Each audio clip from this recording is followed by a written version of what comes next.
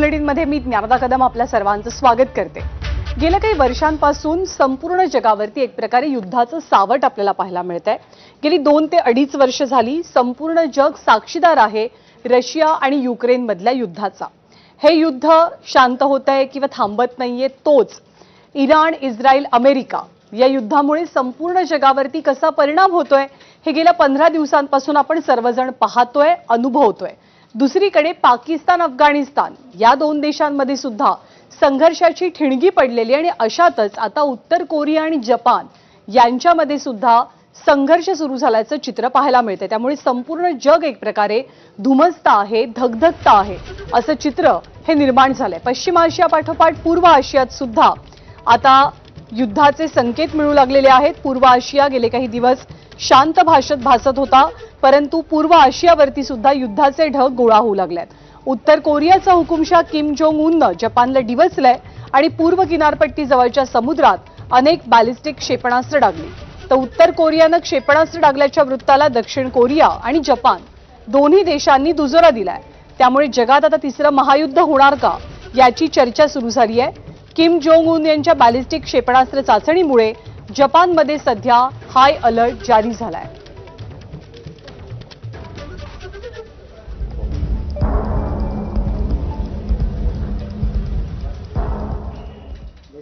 तर उत्तर कोरिया आणि जपान या 2 देशांमध्ये वादाची संघर्षाची ठिणगी पडल्याचं चित्र पाहायला मिळतंय। उत्तर कोरियाची युद्ध सज्जता नेमकी कशी आहे त्याचा आपण आढावा घेऊया। उत्तर कोरियाकडे लघु, मध्यम आणि दीर्घ पल्ल्याची आंतरखंडीय क्षेपणास्त्र आहेत। दीर्घ पल्ल्याची वॉसॉंग 15 आणि वॉसॉंग 17 ही क्षेपणास्त्र अमेरिकेच्या मुख्य भूमीपर्यंत थेट उत्तर कोरियातनं डागली तर पोहोचू शकतात। उत्तर कोरियाकडे काही क्षेपणास्त्रांना न्यूक्लिअर वॉरहेड बसवण्याची सुद्धा क्षमता आहे। अणुऊर्जेवरती चालणाऱ्या पाणबुडीवरही उत्तर कोरियाचं काम सध्या सुरू आहे। शत्रूची संरक्षण यंत्रणा भेदून लक्ष्याचा ठाव घेणारी हायपरसॉनिक क्षेपणास्त्र सुद्धा उत्तर कोरियाकडे आहे।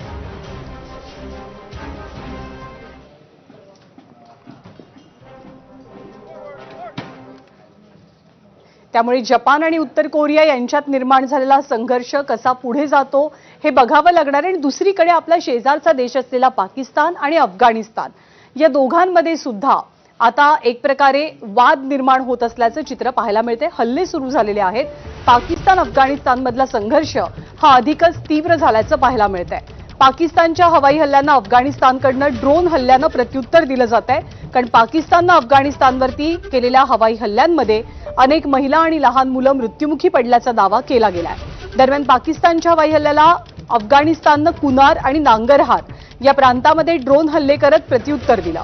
अफगाणिस्तानच्या संरक्षण मंत्रालयानं या कारवाईमध्ये पाकिस्तान लष्कराची एक चौकी ताब्यात घेतल्याचा आणि चकमकीत 14 पाकिस्तानी सैनिक ठार झाल्याचा दावा केलाय।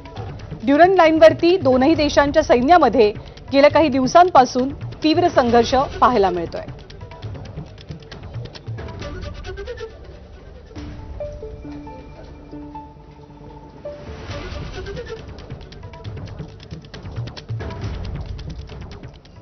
आणि गेल्या 15 दिवसांपासून सातत्यानं युद्ध धुमसतंय।